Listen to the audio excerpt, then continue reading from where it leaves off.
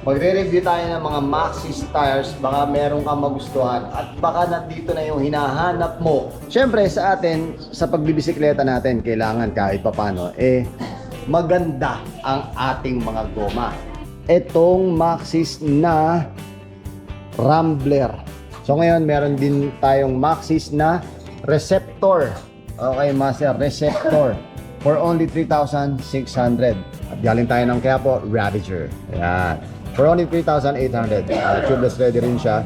Ito lahat ng na nire-review natin is puro folding. So ibig sabihin, mas magaang to, kaya mas the best gamitin ang mga non-wired na pang gravel at pang touring kasi mas magaang yun, mas less sa pagod. For only 2,700. Pair na yan mga master, ha? Pair na yun. Okay, pair na yun. Tapos ito namang high road.